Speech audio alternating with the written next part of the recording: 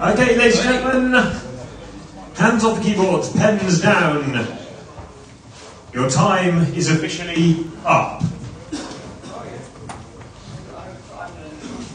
Hopefully you've all managed to get everything finished that you needed to finish. Hopefully you've all managed to get your submissions in. If you haven't, it is now officially too late.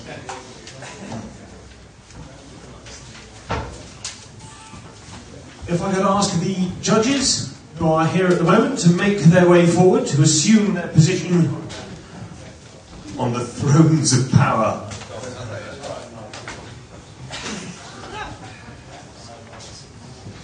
And once we've got all the judges in and settled, we'll be asking for our first volunteer from the submissions to present.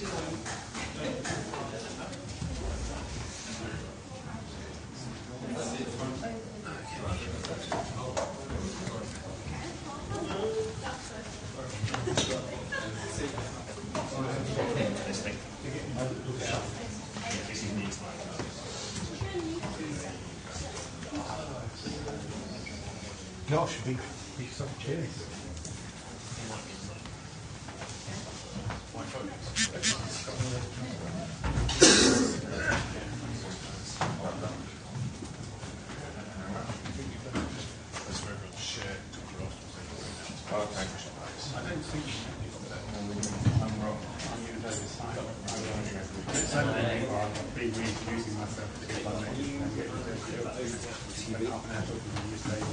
No, I reject. Yeah.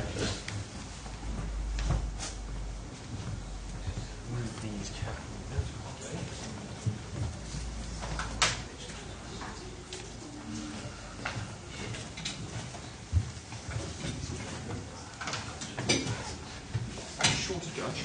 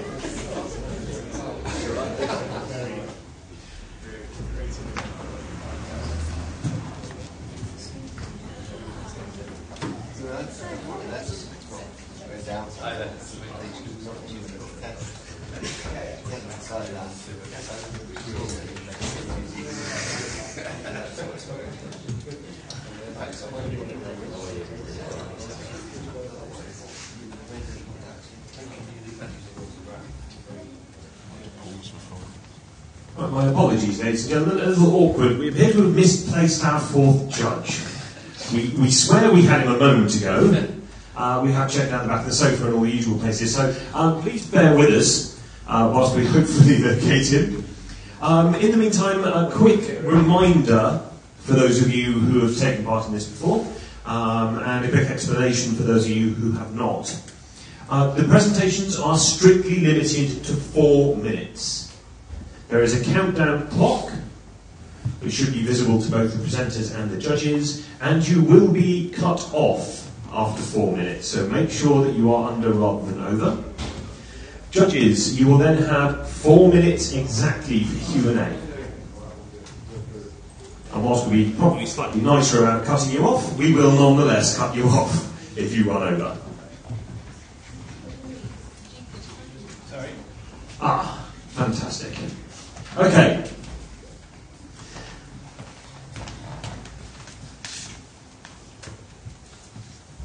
Which of our teams would like to, take the bull by the horns or get it out of the way, whichever you prefer, and be our first presentation?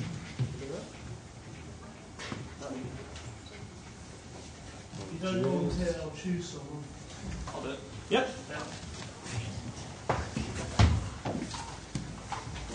You got a VDA or something? Yes. It's there.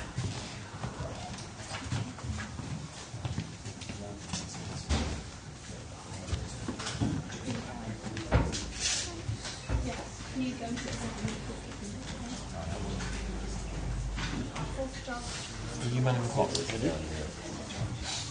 assuming that works. The fourth judge has arrived. Sorry? The fourth judge has arrived. Do you want the mic or are you just going to... Yes. Sorry, the mic? Ready.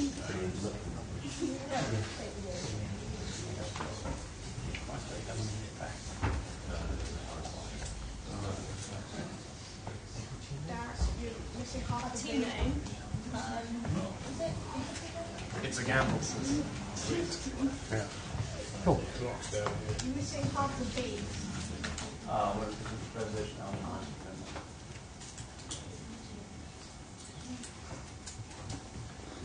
Okay, ladies and gentlemen, please put your hands together for It's a Gamble.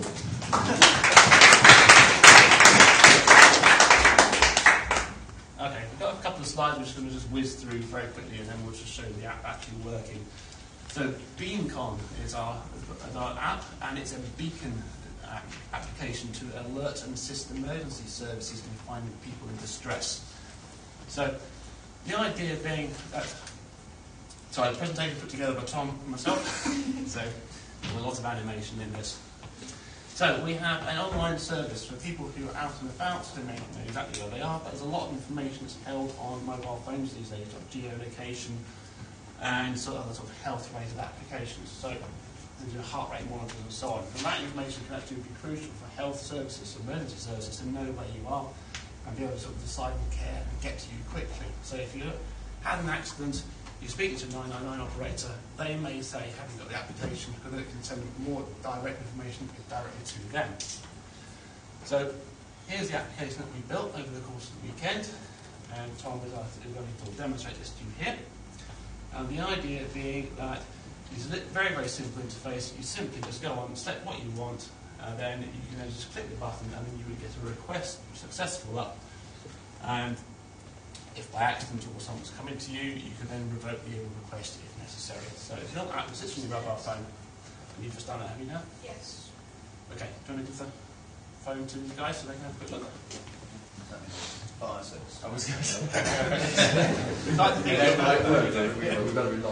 if they picked up on it at this stage, we'd do very, very well. Just flip forward a second. Blimey. Right. Well, mixed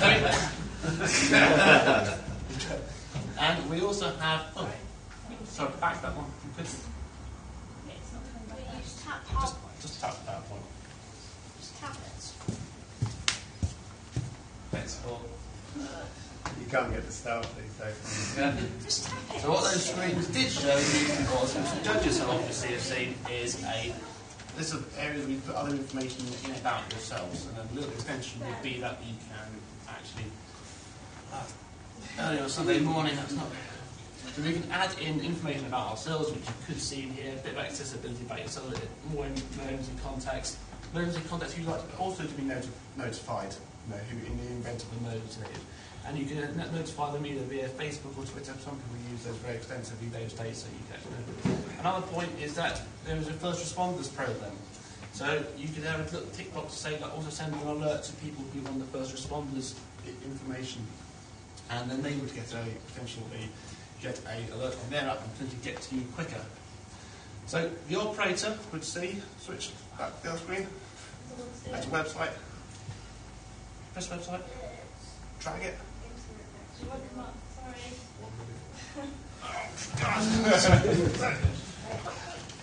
You just click it.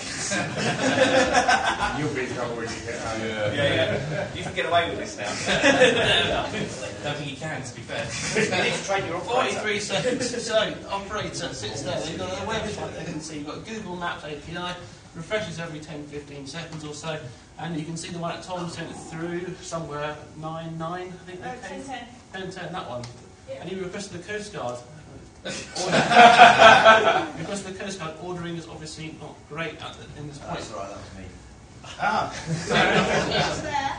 And it's actually, you can actually see there, so there's 2 items on that one there on Grenville Street, so it's actually working. And that's it. There you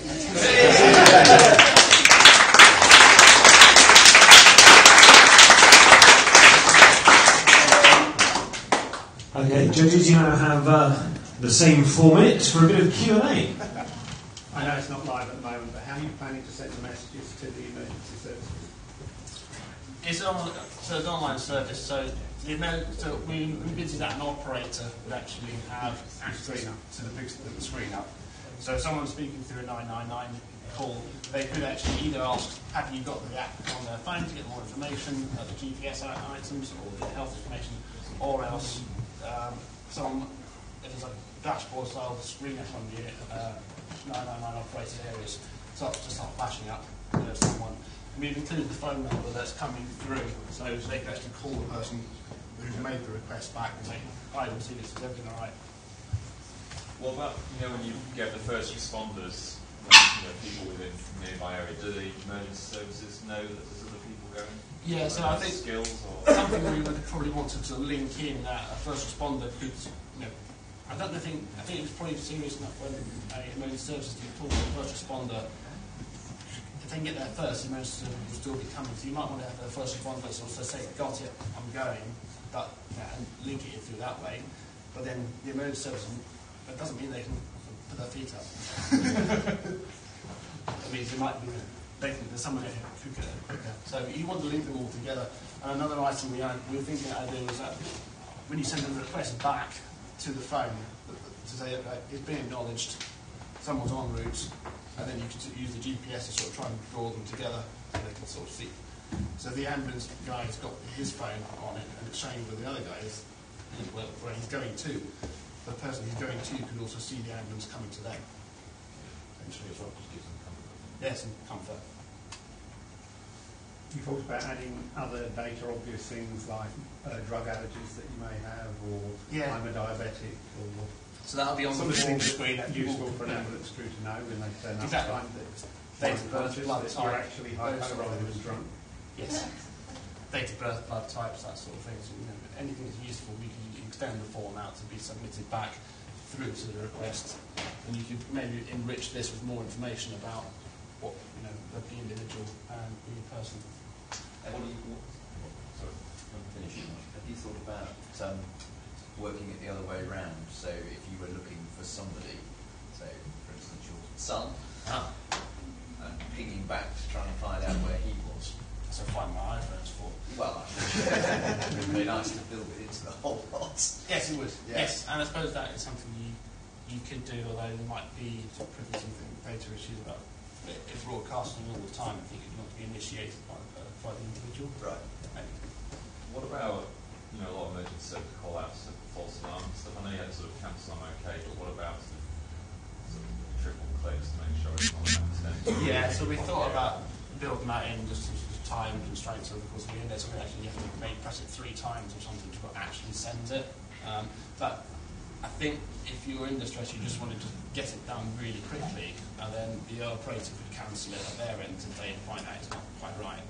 So rather than have to worry about, I was thinking of something like my dad trying to do. Well, you want it was working the computer there.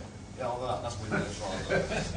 I've made Windows that rather than If you want to know just how close it is, I took the request just here, it's still there. Very, very close. Yeah, pretty good. And how accurate is it, like if you're on the hills or on the sea? We've tested it from our house, so it wasn't bad. Can you do that at all? On that? This is the... Oh, it's a screenshot. Can you just jump back? Well, you need to go back onto Internet Explorer. You have to click it Within again. the time. 30 seconds. Obviously, the mobile phone, if you use so much Strava or any of the running apps or anything like that, they are pretty accurate these days for the GPS coordinates. There's a lot of detail in how much information they actually get to the individual, so I imagine that's probably, you'd have to test it, have to try it, and just see how it goes. It's been pretty good around the town and on the way in, so, yeah. 5 seconds. Right, we'll let you have the 2 seconds. You're out. Brilliant. Thank you. Very much. Thank you.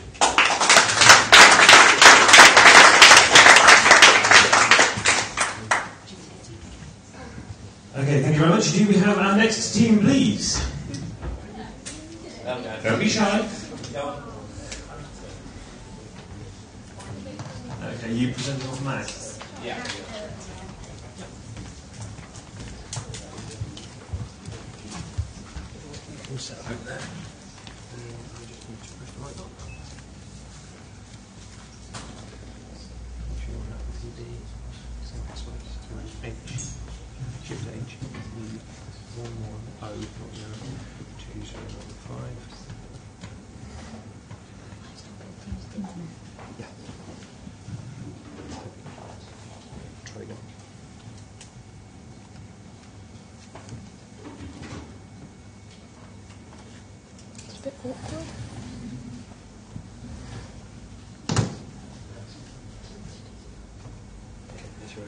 So you want to connect to projector. Okay. Projector. Look. Hit play, you're good to go. You're up. What's your team name? Okay, ladies and gentlemen, our next presentation is by the Unfit Tweeters.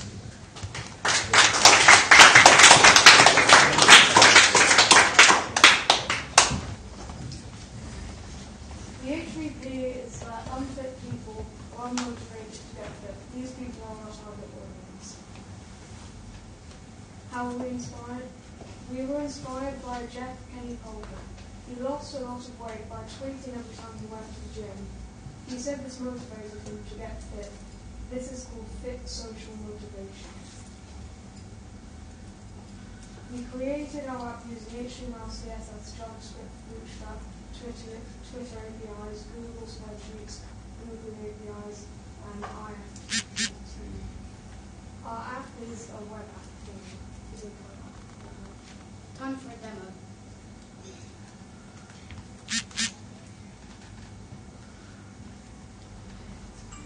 This is our app. It uses a lot of Twitter features in the API, as you can see on the buttons here, and the feed for the hashtag. Each of these has a different tweet to send out. So, for example, if you want to go cycling by yourself, it will tweet, I'm going to ride my bike. But if you want to find someone else to cycle with, you can tweet, I'm going to ride my bike, anyone want to join me? So it can help find someone to exercise with. Now if we tweet one of the tweets, I'm going for a walk, anyone want to join me? It will tweet it. We can go and view it on Twitter, on the Twitter account. So that's confirmation. It does actually work. So now this is our database. We're using Google spreadsheets for the database because it was free and pretty easy to use. For the purpose of demonstration, we're going to manually run the code to look for the tweet, but normally it takes about 15 minutes for the data to come onto the spreadsheet. So we used IFTTT to scan for the tweets. Check it. So back here, you can see you have your own log of exercise. I'm going for a walk. Does anyone want to join me?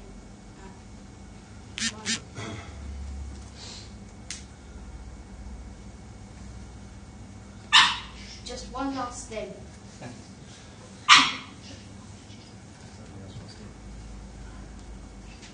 Our app is going to be free to download, so anyone can access it easily. It will be open source, so people can mess around with it, probably create their own little adjustments to it. And it will be funded by sportswear ads, because we feel this would appeal to the target audience who would need sports items to do exercise. But if they only ever tweeted about food, they would get ads about Burger King and McDonald's. Thank you for listening.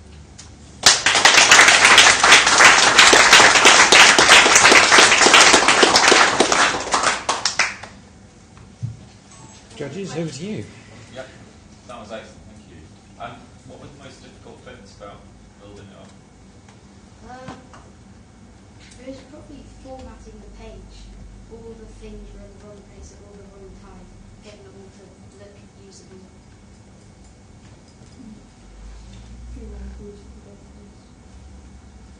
Sorry? There was a few, it took a while to figure out that we're just going to use Google spreadsheets. Google spreadsheets for the database.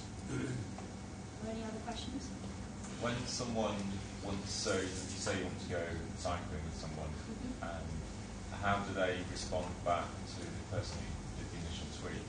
They could respond on Twitter saying, "I'll join you, where are you?" We were trying to use a thing with if this then that. It would be if this and this and that, but we couldn't figure out how to use two conditions, that we're going to try and put further development into that problem. So you were, yesterday we were talking about this, you were going to give your location with this. Did you decide not to do that, or was that just We too decided hard? probably we should bypass that because it would take too long, so we tried to make it more simple, and we could do that later. If you want to try and miss the last one, nick their code.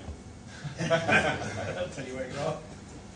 I think having the location on the if you had time would be sensible, obviously, because people getting a message, I'm going for a walk or a bike ride, they need to be close by to sort of react very quickly and decide who's in their sort of geographic sphere of influence. So what other sports are we coming up with? What other ideas are for walk and cycling?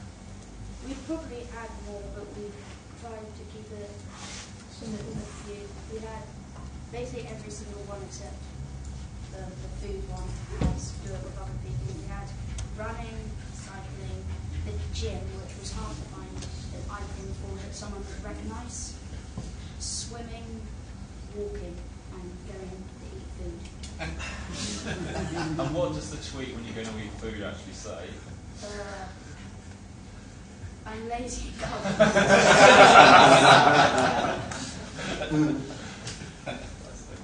And if you pick that up in if then that, does it send them back a tweet saying, get on your bike? We're currently developing that in Java. Because Java can interrogate the Google spreadsheet and see what data's on there. So if the data hasn't been updated within a week, it will send them a tweet or an email saying, get up your own fatty. Did you get it to give the furthest located McDonald's possible? One more minute for questions. How are you going to stop people who don't want to be joining you for a run on McDonald's? The unwanted. We haven't really thought of that. We generally thought we just tell them we don't want to run with you. Okay. Yeah, good project, isn't it? You could. You think about giving people like a score every month or week, something like Strava, where you get. We were thinking about that, and again, we're going to try and do that after. Great. Love it. Okay, thank you very much.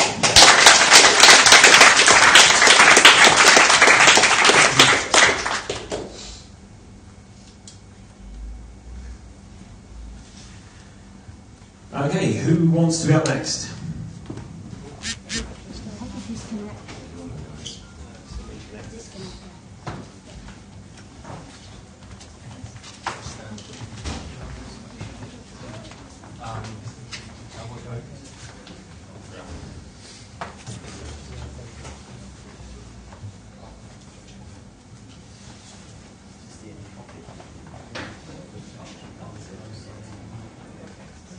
Okay, next up we have the aptly named Cowboy Coders. Hi guys, we're the Cowboy Coders. My name's Dan, this is George, this is Jack, and this is my GP, so I think we'll go straight into it. I'm going to start with the problem that we've identified. So the main focus is the delay or the lack of information from the GP regarding the results from a medical test. Our example that we're going to use is Jack, you had a blood test recently. Yes. Do you want to explain that? Well, so yeah, like as Dan was saying, a month ago I had a blood test. So obviously you're a little bit worried when that happens. So I was like, he told me, yeah, everything's going to be fine, but I'll let you know, as soon as I can. A month later, starting to get a little bit worried, so I thought I'd give him a call. Didn't get actually through to the doctor. I got through to the secretary, who, in her words, like, oh, yeah, I think, yeah, he said you're fine. So then basically put the phone. So there's a bit of a lack of communication between the GP and the patient regarding test results. George. So yeah, the solution we came up with was to make a communication device between the GP and the patient, and this will instantly send the results from once it's past the GP's desk. It will come to the receptionist and then come onto the app where the patient will be able to see it. The app also allows for, and it can be worked as a platform that can be built on with any features that we see that possible. So it's instant messaging with your GP, and there's also a feature where you can input symptoms or notes on what's happening to you and different things daily that might come up. Should we go to demo? Yep. Alright, okay, so this is basically the landing page. I'm going to sign in as an example doctor we have now. What I'll mention is we're aiming to brand this across the different GPs. So we've currently got it branded for Ireland Medical Centre. And it will be branded depending on what GP would take this on. It means it's more familiar for the patients when they log on because they're used to the branding of the current website. Just means a bit more connection between the patient and the GP. I'm also going to sign in as we've set up a patient. So this is what the patient will see. As George was mentioning, we've got the main message board in the centre where you can instantly contact your GP, make queries. You have a results section where you ask them politely, which we'll do now. Hi, Andrew. Where are my results? So that comes through. So then, there we go. Straight through. I can then, click this message, just pops up. I click in. We've got add the results through a new result, which will add the data, and at the moment it's a paper file that comes across the GP's desk, but hopefully that will eventually be automated to come straight from the lab with data visualization that will allow the user to actually be able to understand their own results coming in. So there we go, you can see straight away that it's come through. I'll put back to the presentation because we've got a few slides about what we think could be advantageous for business. Yeah, so if the GP would take on a system like this or a platform like this, then it would give them a competitive advantage over other GPs, which means an increase in patients potentially. We've also got a couple proposed business models that can be taken on. One would be a subscription, so patients would subscribe to this service and it would give them the access to all of the features. Another way would be a pay-per-consultation, which means that the patient would be paying every time that they consult the doctor. If we look at the security, do you want to look at that? That's it, I'm afraid. Yeah. However, you do have 4 minutes Q&A, so if the judges are feeling magnanimous, they might actually let you finish off. Judges, over to you. Tell me how the security works. Perfect. We've got a slide on security. So this is our slide on security. We start with SSL secure, so we'll be using HTTPS to provide communication security over the network. The second thing is we have a two-factor verification. So, I mean, the example here is by an SMS message, or we can do by an email again to a separate email. One of the big things is we want to advocate is that you go to your GP and they would introduce you to the app. They would set you up with an account. You'd be face-to-face. They can verify that you are going to be the person using this. You've got the password set up. So, you know, there's full confidence from both parties there that this app is secure with regards to who's using it. What happens if the doctor's on holiday?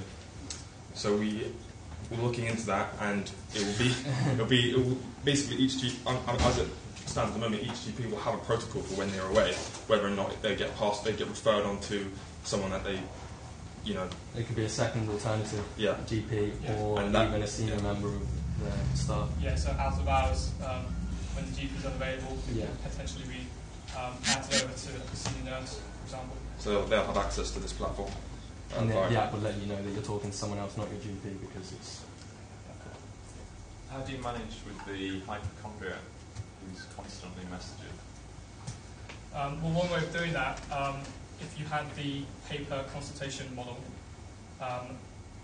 it would almost stop this kind of spamming of messages to a GP, because it means that you're not just sending any old message. You've really got to actually think about what you're sending to the GP, because you will be paying for it. And from a GP's point of view, they can just quickly rack off these "no, you're fine," "no, you're fine," or "come in then if you really want to," which obviously beneficial for both parties, because that hypochondriac gets what they want, and so does the GP. None of you are clinicians, are you? No. Have you spoken to any clinicians about it yet? Yeah, we've spoken to Andrew as well. Andrew Mitchell. He's with us now, actually. So I'm sure he'll advocate this platform. Does it link into booking a appointment? So future developments will be included in that. Yes, we'll have a plugin which links to.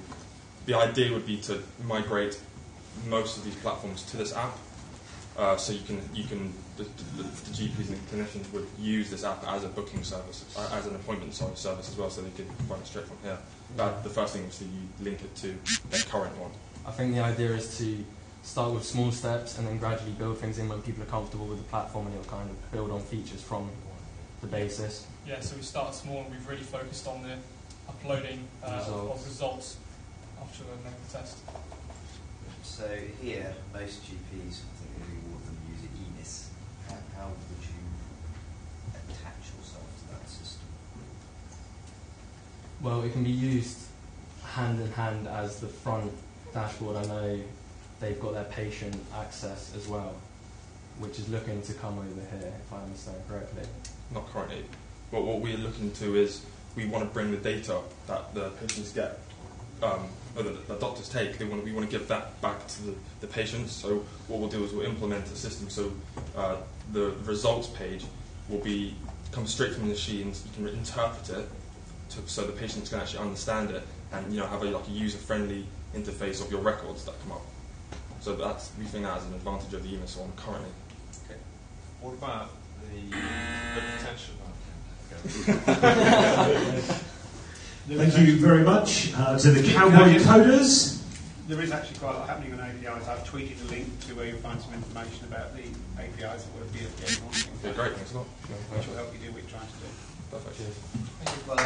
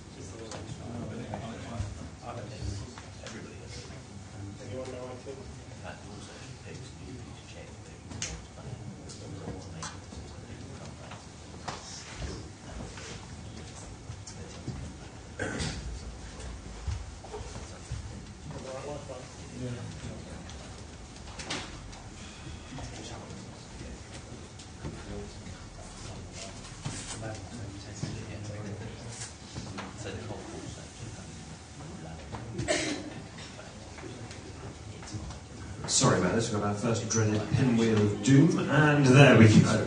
Okay, next up we have Paul Dito and his application Health Stage.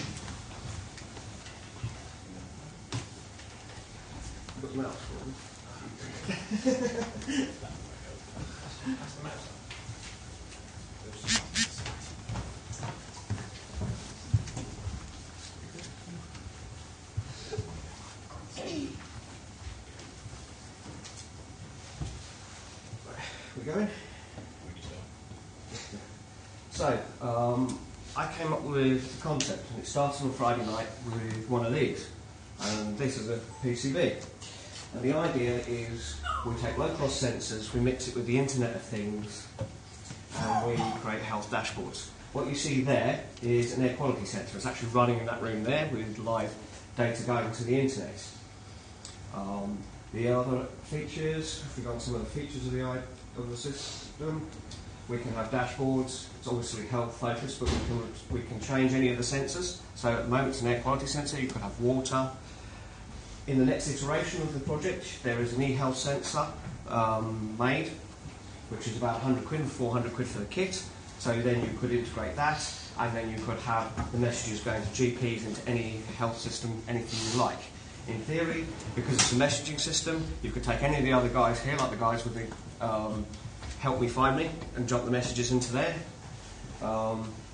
Within the system, there is dashboards. There is also a customised version of Android, so there is on here a version of Android built within the hackathon. It has no Google Play. You would take apps off it. That would mean you could just have secure apps or dashboards for people around and about. We have flexible transport mechanisms, so we can back all the data, for example, from the sensors via Wi-Fi, via landline, via GPRS, anything you think. So, remote. It just sends it out. So this is how we started on Friday. This was Friday evening, 8 o'clock here on the left. Then by about 11 o'clock we finished all the soldering and we sort of got it running. And then by Saturday morning we had the Android operating system build, and we started building the website that you see here. So in the future, as I've said, we will have support for the e-health shield, we will have enhanced dashboards, and we will have tablet support. So if I go to the dashboards, here is a live running dashboard. So Benedict, if you turn the light out for me, that darkness level, it's doing every 15 seconds, it's just gone dark. Turn it back on. For me, Benedict, please. We'll go back. Now, Benedict's kind of likes vaping, so Benedict is now going to go and start messing with the particulate sensor. So the light's gone out, and you should see that sensor in the air quality suddenly start to drop when he starts blowing on it. There we go. So Benedict's polluting our air nicely there. So use cases, how we use it. Imagine this with a dashboard, a 7-inch touchscreen on bus stations, polling around, showing you all the air quality around the island, polling around, showing you data from the water, polling around, showing you anything you want. So you can use it for public health, but you could also use it for nurses, care homes, anything you need to manage. The dashboards could be on-premise, so they could all be contained within one area, or you can, if you don't want to do the cloud, don't do the cloud. If you want to do the cloud, do the cloud. We can take data in, we can pump data out. The next iteration will have an MQTT broker, which will do 10,000 messages a second. And we can scale them that way. So in theory, the system is scalable as well. It's built on Amazon EC2, and that's really it. It's about giving people the information, managing your health horizon, health professionals using it. You could, for example, have people in that case where they're in hospital, but they need some monitoring, but they can't go home. So you could then give them this and monitor them at home, reducing hospital waiting times. You could monitor people in hospital, reducing less effort needed. It's a messaging system that can take any format, send it out, and it's running in real time every 15 seconds as you've seen. Thank you. Okay, thank you, Paul. Roger, over to you. So is that the sensor and stuff, that's accessible by anyone, or is it all? Yeah, it's open source. The entire project is open source, so therefore It can be built, enhanced, collaborated. It's built on open source technology when I researched and designed it. It's open source because I believe in open source. I do security testing, my tools are built by other people. So, yeah, because then you get other people to contribute it, you can rapidly develop it. This is a concept, as I said. The second stage is the integration of the e-health sensor, and you can take it literally from there. You can plug in anybody else's data, so you know. So the benefits over it, there's a lot of sensor stuff out there, and e-health and telehealth and all of that already. The advantage of this, it provides a low-cost open platform. Yeah, it's low cost. The sensor itself, you see doing this, it's a Raspberry Pi B, so it's £14, and the board populated with the sensor is around about £70. But that's for one. When you scale it up, and you'll drop the cost. And the same thing with the e-health platform. That's currently about £500 with a suite of all the probes and the board.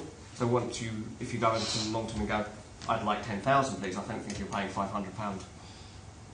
You know. And at the moment, it looks like you're focusing on air quality, humidity, temperature. Yeah. So and darkness levels, I guess. Again, if people are not that good. So this is a concept. So this is the proof of concept. When I was researching it, I was going to go and buy one of those e-health shields, but when I looked at it, it was £100 for the board, and then a sensor was another 50 or 60.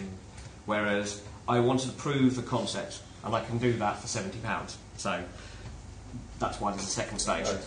It looks. I mean, it's the sort of thing you can imagine a health, a nursing home or something requiring. You think why dark as well? Some old people can't get up to switch on lights, etc. And you can adjust the lighting when it gets too dark, they can read or whatever. The second iteration, there's the ability for each of the sensors to send messages as well, and relay messages back alerts. That's in the second phase. So you have alerting as well across. So you can imagine the bus stops saying, alert, there's an air quality alert over here, or, oops, the water company's just dropped listeria into the water supply, you know. Yeah. But then it also has, that kind of thing also has other uses, you know. The police might want to know if somebody's messing with the water supply. It can be consumed in many ways. The feeds from your sensors are going out to the internet, aren't they? Yeah. And anybody can subscribe effectively to those as it stands at the moment. As it stands at the moment, yeah. Have you thought about security issues? Yeah, that's in the next, when the MQTT broker would go live, that would all be HTTPS. Right. That would be able to determine who can subscribe to you. Yeah, so the way that the broker would work is there's a channels model. So the device subscribes to the publishers to the channel, and other people subscribe, and you can protect the endpoint, so with protection, so passwords, tokens, anything you like. I mean, it's clearly really cheap, but do you have any feel for how robust it is? It's been running doing this every 15 seconds since yesterday at about 9:30. So it's done 24 hours. And which is not bad since I sold it on 11 o'clock. So that's my answer. Have you got any concept of how many manufacturers will make ready-made sensors such as pulse oximeters and things that you can actually just plug into this, because you were talking about having it as a... Yeah, I'd have to do some more research and work out how to do it. But yeah, there must be stuff out there that you could plug in.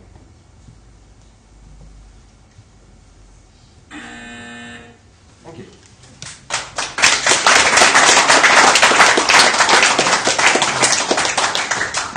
Okay, thank you all. Next up we have Team DocU.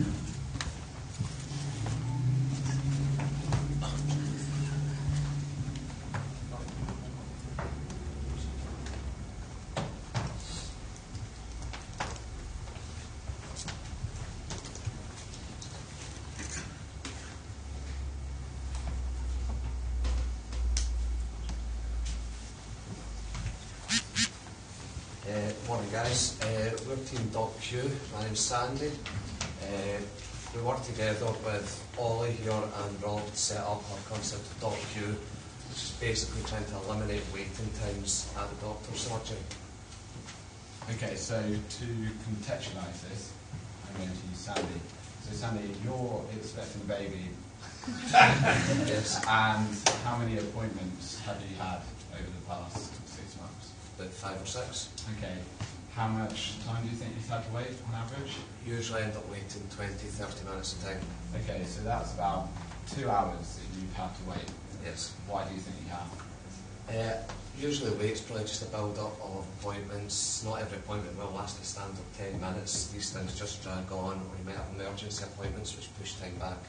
Okay, so Sandy's lost 2 hours of free time or work time, but with DocQ, this can be avoided. Yes, so with DocQ we are going to provide a live feed of the doctor's appointments, so we can see if the doctors are behind, on time, might be ahead.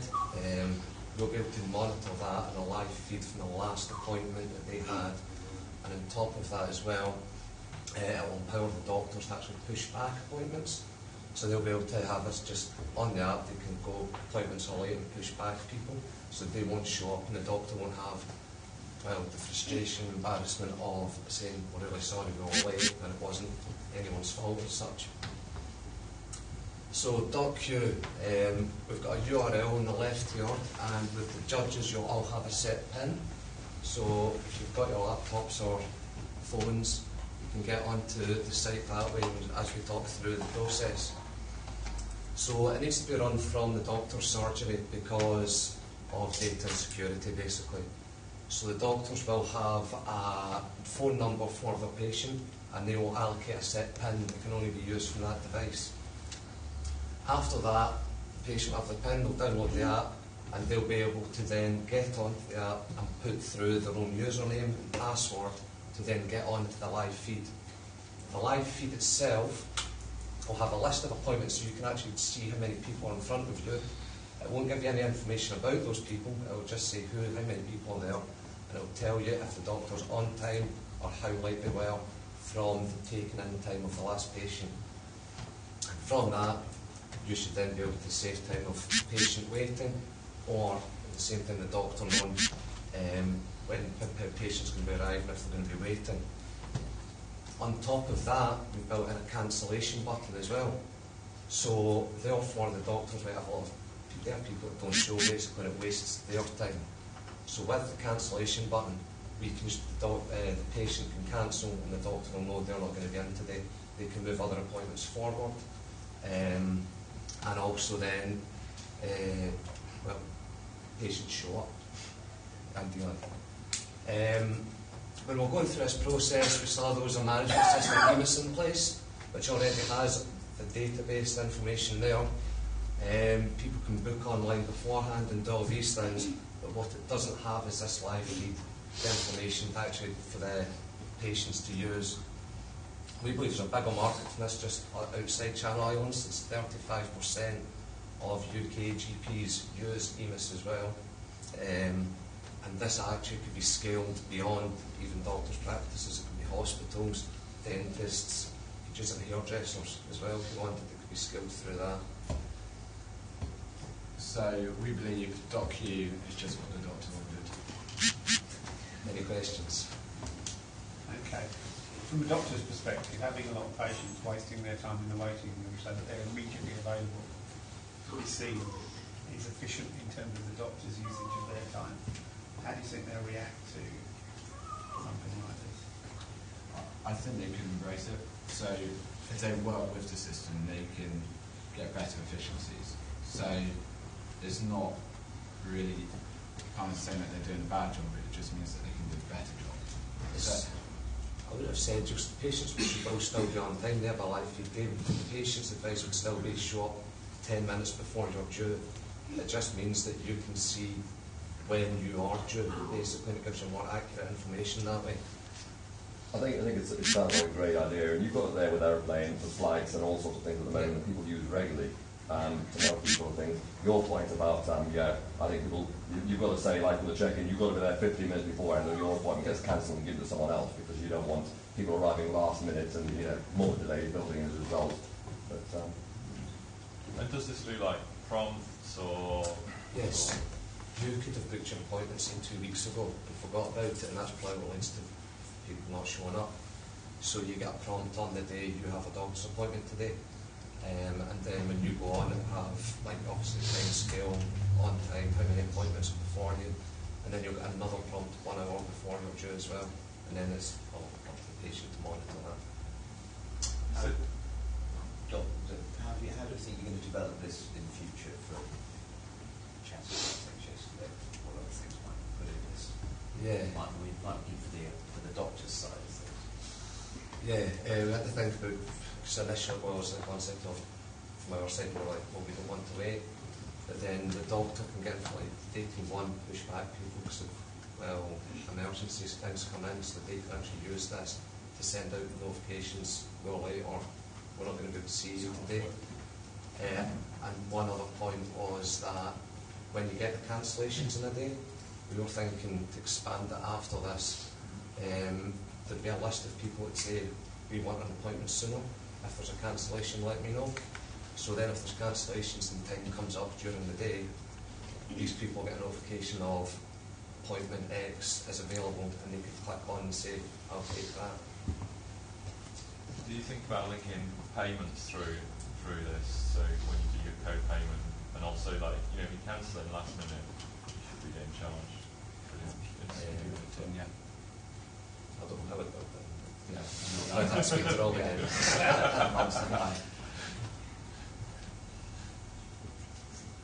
And what are the, apart from doctors, there's clearly other areas of medicine where health could use this. Any other ideas on that? Yeah, right, there was dentists could use it, the hospitals themselves could use it as well from like surgery points of view. But outside of health, I don't see why it can't be used, as we're saying, in hairdressers, these and things like that. I mean, it's just, the basics of it is just a live feed of your appointment timetable on that day. So what have you actually designed? You've designed effectively a sort of a user interface. Yes. Is that what you've done? Yeah. And then the live feed will come from that. And Yeah. it's a very simple kind of design as well. It's just appointment list, your doctor, and how late on time it is.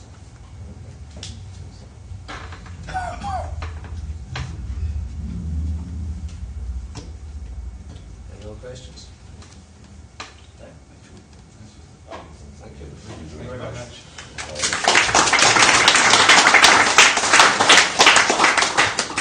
Thank you very much, Team Docu.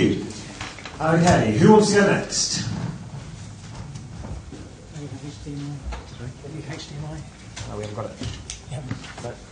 We've got VJ or we've got AirPlay.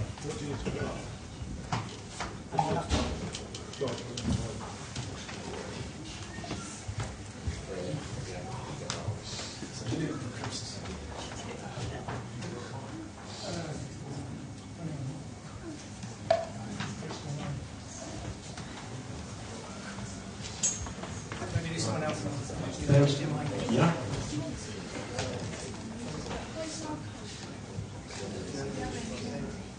Okay, whilst the hunt for an HDMI cable is on, would anybody like to take the next slot?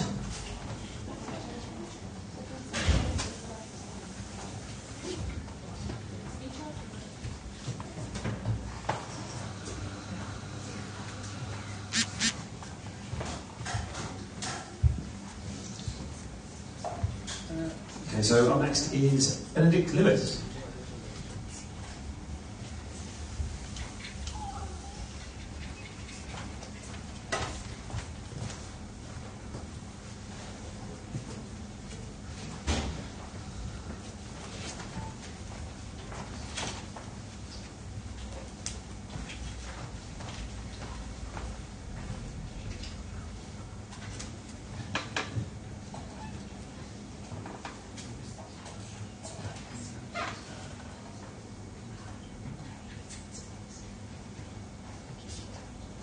Okay, so I built Lobby, which is an e-health dashboard for travellers. So it pulls in data from CDC, FOA, Safe Travel, which is the New Zealand agency, and BCA. It forms a topic analysis on each of the alerts and merges them together so you don't end up with duplicates. And then it also pulls in data from certain airlines which were easy enough to do and certain destinations to warn you about delays, that sort of thing as well. So whenever you travel to a new country, one of the things you have to be careful about is vaccinations. So it pulls in data from the American CDC destination search and determines based on the user's profile whether or not they're going to need a particular vaccination.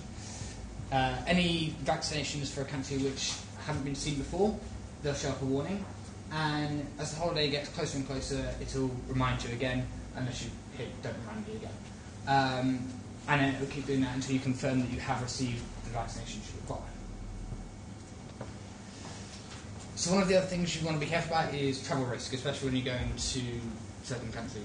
So there's no single scale for calculating risk of travel. There's no scale between the different organisations as well. So what Loki does is it pulls in data from the CDC, users' own reports, users' profile, depending on how they've weighted it, vaccination requirements and FOA alerts, and determines whether or not a country is low, high risk on a scale of 0 to 100. And then if it's particularly high risk, it will show a big red warning saying you probably shouldn't go there at this time. It also then pulls in high-rated tweets on particular topics associated with medicine, and then filtered according to active CDC alerts to pull in stuff that's just specific to that country and to any medical issues at the moment. So there's this one for Sierra Leone, which is pulled in Ebola. Right, so then also scrapes Google News and pulls in any alerts from Google News and merges these with the CDC reports to provide medical information as well as dates and trending topics for each of these reports. It will then also pull in from FOA and BCA the emergency contacts for consulate generals and the embassies, and provide you with their out-of-hours emergency contact number as well as their standard 9 to 5 contact for non-emergencies. This is what the dashboard looks like. I've just got a screenshot there in case my demo doesn't actually work, but I'll put up my demo in a second.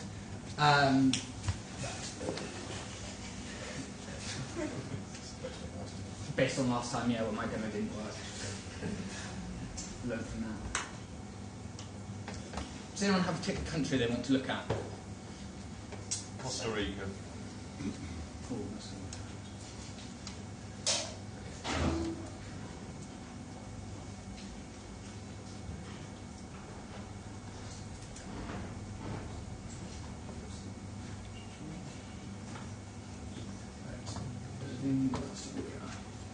So it's pulled in the vaccination alerts, weather map, the important news. At the moment, there's news about current events, travel risk, and the travel alerts. There's no active travel alerts. So if I pick one that's got an active travel alert, like Iraq. Really? So that has an alert from the CDC, an alert from BCA, and then if you click on these links, you can find out more about each of the alerts from BCA. So there we go. That's perfect. We found that. Any questions? I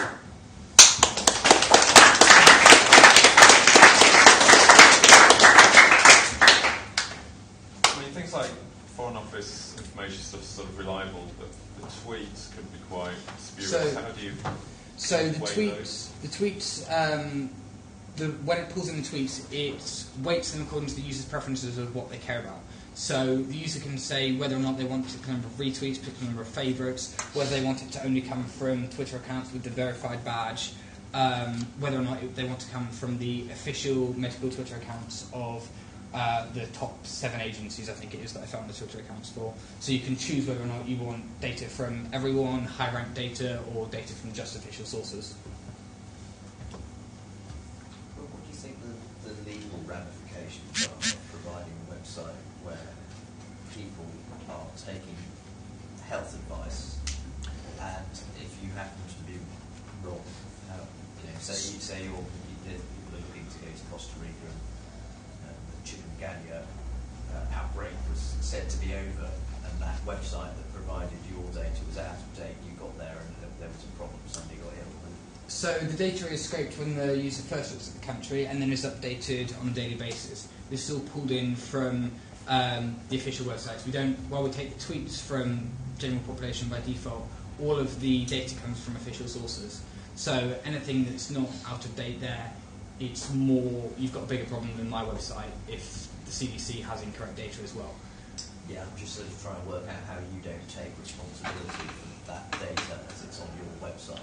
So the data comes from the other website. So if you did any research anyway, at the moment, to do research you have to go to each of the agency's individual websites. Yeah. So you would lose, there would be no difference between them having incorrect data and us having incorrect data, because it would happen at the same time.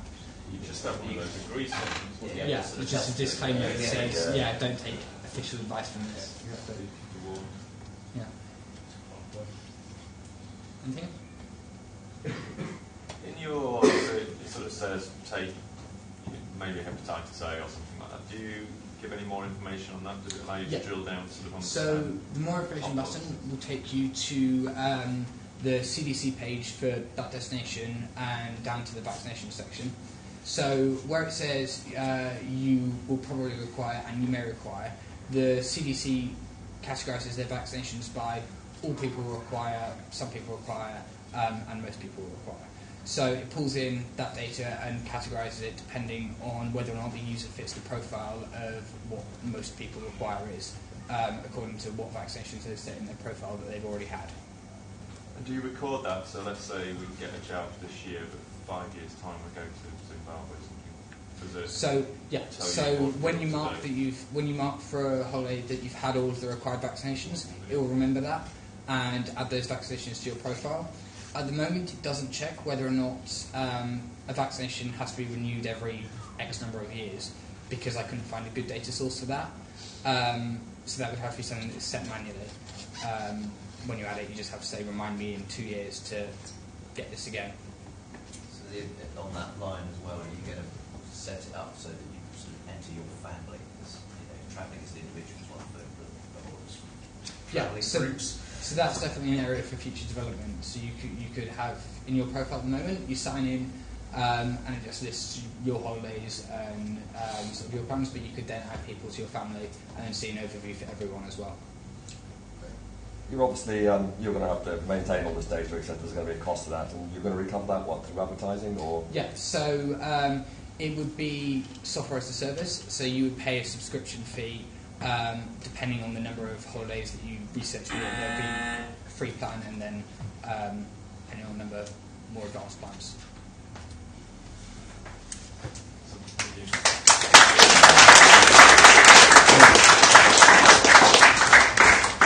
Thank you, Benedict. Okay, my apologies to walk the site delay earlier. Hopefully we can get you online now.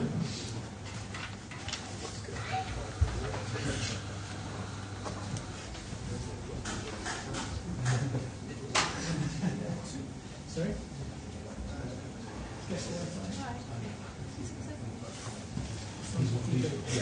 I'm dead.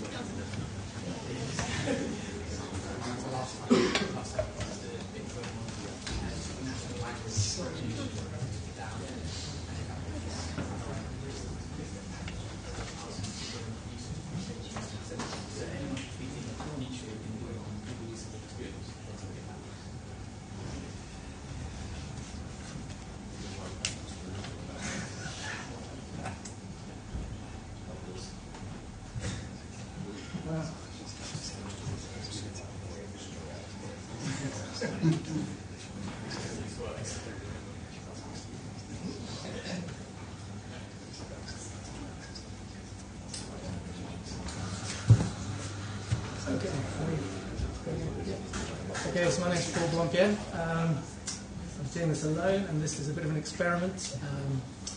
I unproduced an app or a service. What I've done is a bit of an exploration into open data, and particularly local open data. As a health hackathon, I've been trying to find local health data to play around with. Okay. So what is the problem? Well, there's two problems really. The first is getting open data, getting governments and organisations and charities to make data available. But then there's another problem. Once it's out there, and we're starting to see that there, so we've got data.gg in Guernsey, starting to make data available and hopefully get the same going in Jersey soon. But then what can we actually do with it? So that's what I was interested in exploring. So go to data.gg.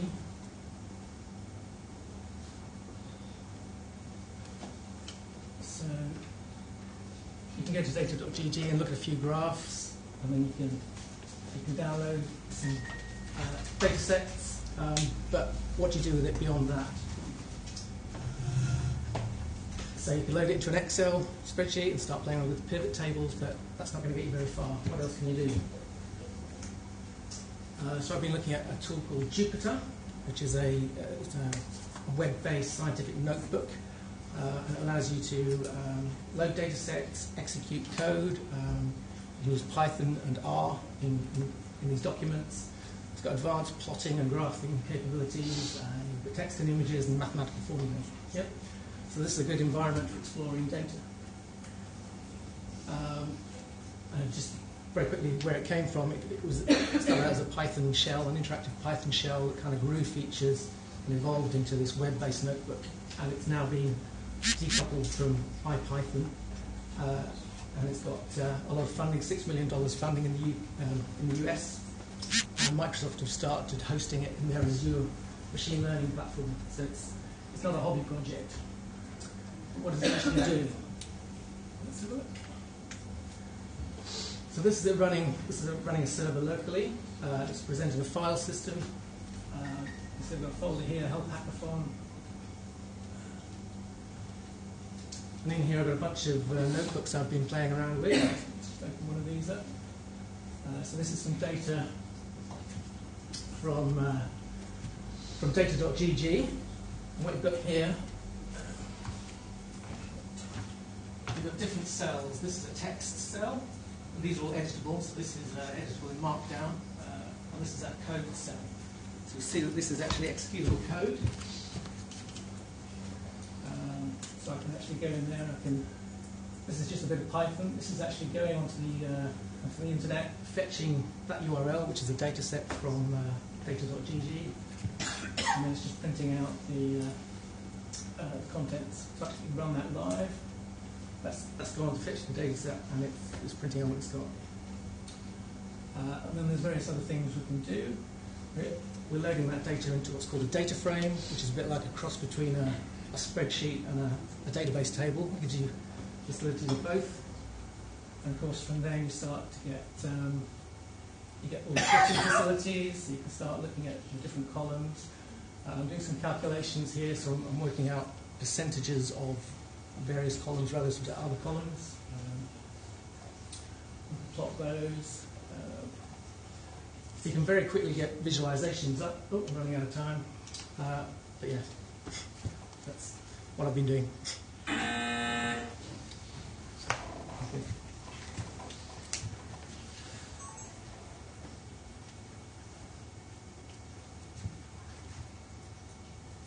Any questions? Did you find any interesting trends from the data?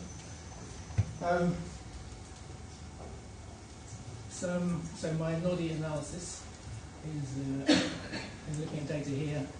So there were two trends that stuck out here. So it's the light blue line here, which raised blood pressure simply on the increase. And also this other one down here, abnormal ECG. That looked like it was looking high. So I looked a bit more closely at those. And you can see here what I've done is just taken those two series and I've done a very simple linear model on those.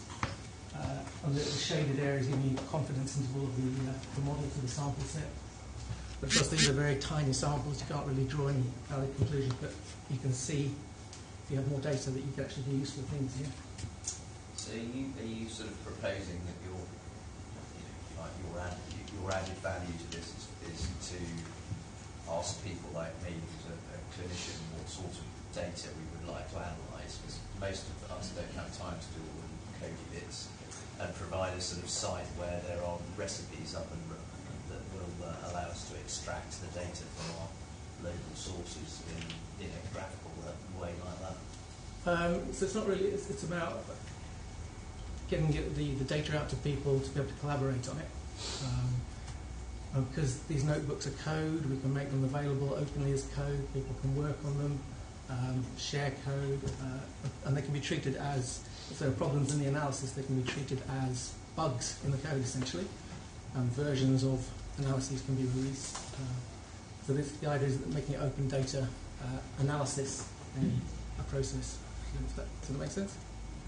Did you do any analysis actually on the data first to check there wasn't any errors in it or any outliers? You know, sometimes when people upload or pull that data through, it's incorrect at the start.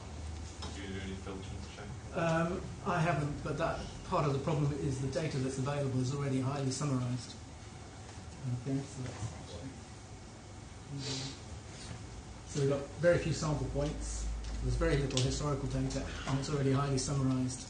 So you can't, there's no kind of filtering you can really do for outliers. You've got to rely on the fact that whoever's summarized it has done their job properly.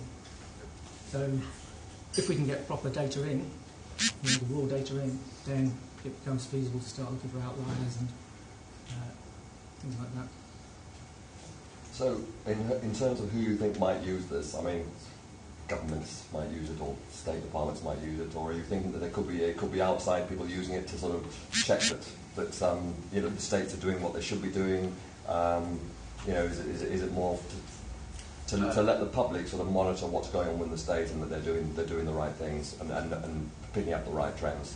Yeah, I mean, the idea of open data is making it available to everybody. So I'm trying to lower the bar to let people know what's my product. My product is a set of simple examples that people can go to. They can run through. They can download the data sets. They can see what I'm doing. They can look at the code and say, well, that's complete nonsense. That's wrong. This is how you fix it, and they can learn and kind of extend analyses based on that. So that's really lowering the bar to doing data analysis. Any more questions?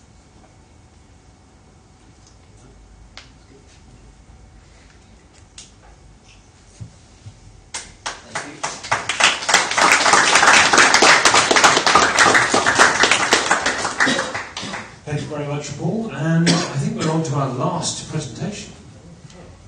Which means I need to have on the TV right again.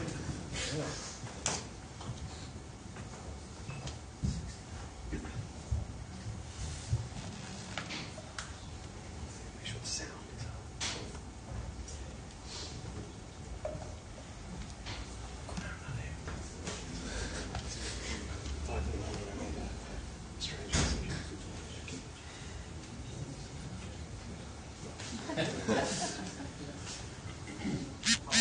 Oh, sound very hard. Relax right up. I'm a teacher. It was all good to begin with. I used to make basic programming language and all was good. And then a bigger voice showed me something different. It was called Flash, and I loved it. And everyone loved me to begin with. But then, suddenly, I remember it well. I can still hear the chants on the playground. Boy, Flash boy, no one likes you anymore. Apple hates you, YouTube's dumped you. It still makes me very upset. Turn the camera on. But I don't see that as the end. I see it as the beginning. Now, with a whole 4 hours training online, I feel that I could make an app using Swift. And do you know what? It was exhilarating again. All the kids have started talking to me, Java, HTML, even the whole C family talks to me now. It's exciting. It's really come good. And do you know what? I did it. I made an app. I made 2. Jobs will be proud. I hope I haven't made the same mistake again. Swift. So that's one for the coders, nothing to do with you. And at 5 in the morning, with a total of 3 hours sleep, I thought you had to have a story to win. So that's my story. But in all seriousness, I've not touched this code at all until this week. And first off, I had a little bit of a go at a brain training app, just to see that I could. This was kind of my serious suggestion. It just comes up on your watch, and you just go, it just does some maths formulas, and you try and beat your score, whether it's daily, just something to keep you going. It can auto remind you every day to keep you going. keep the mental mind active. But that was just my fun and game, and that works. It's just there rather than just passing around the watch all the time to do it. But really what my serious attempt was a mood tracker. And what this does is it'll push notify you at several points during the day, and just to ask you how you're feeling. Now, I'm not a psychologist, so you might not ask these questions, it's just to prove the case. And you would scroll down to just, how you're feeling that particular day. And that's what you do, just check in with that, and there's nothing more. And you keep that pushed. But what it will do is it will track your kind of emotions during the day. But while that might not be particularly useful to that person, or it might be, you might be able to show someone, the real power of what I was doing here was, in fact, to store this data remotely. So it's about monitoring the vulnerable. And, wearable technology is picking up. I decided that there's a way of getting hold of this data. This is just one element of what could happen about tracking people with emotional difficulties. But the real key is that that data can be tracked. And alerts can be set. It's all dummy data, so I wasn't there just doing it rather than testing it. But you can actually then have that recorded. So if someone scores a couple of low scores in a row, you can have that automatically message the social worker or the carer who's involved with that, and they can immediately start a conversation with that person rather than waiting too long. And you've got the idea of being able, as people have talked about, analyse that data. Actually maybe see if there's patterns, weekly patterns, daily patterns, something that's affecting that person that you might not know just by questioning them once every now and again. And that information, like I say, can be pushed directly to you. I think it's going to be versatile. I think it doesn't just have to be about that. It could be about elderly and medication. If they've got to take something 3 times a day, it could remind them 3 times a day. If they don't respond back, someone contacts them to say they've done it. The device does measure heart rate. It could be to do with insulin. You could try and get people to monitor their own alcohol intake, sun. It's really about getting hold of that big data that we can do. And that's really what it was. It was just an attempt to see what happens, and I was just focusing on mental health. If you like it, well, I'm really interested. There's a few extra followers, so there you go.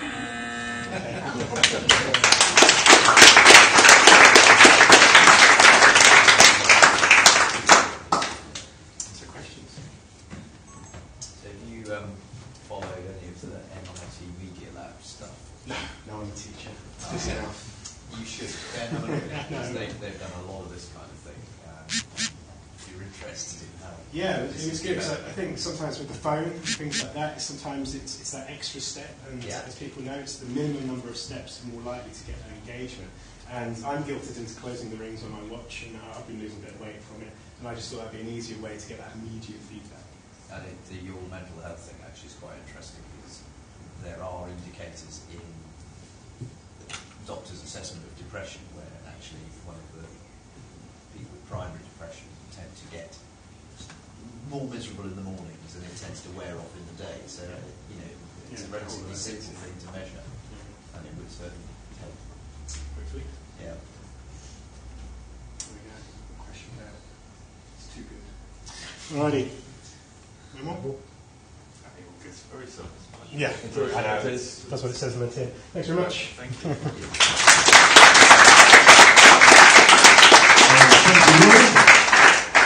And that concludes, I believe, our presentations, unless I've missed anybody.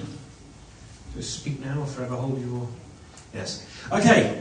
We are now going to have a short break while the judges will cogitate, and they will make the very important decisions. We have 8 teams, we have 4 trophies, and we have 3 prizes. So they've got some serious thinking to do. Whilst they're preparing to do that, I would like to take a quick moment just to remind you all of what the prizes and the trophies are. We have a first prize of £1,000, cold hard cash, which is sponsored by medtech.je. Our second prize is £500, which has been sponsored by the Cooperative Medical Care. And the third prize is 3 Fitbit Flexes, sponsored by KPMG. And there is also the 4th trophy, the What the Health trophy, for the best, craziest, wackiest, or just most innovative idea. So we've got 4 trophies to present, and I would invite you all to stick around, have a bit of a chat. Feel free to grill some of the presenters if you like their ideas. and we'll be back with you very soon.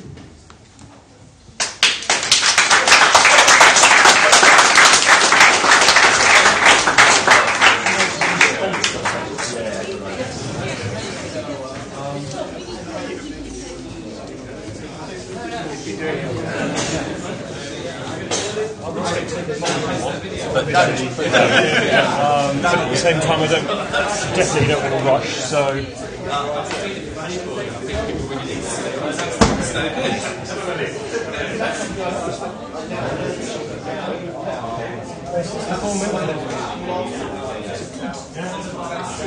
Okay, Periscope viewers, we'll be back with you in about half an hour, 45 minutes.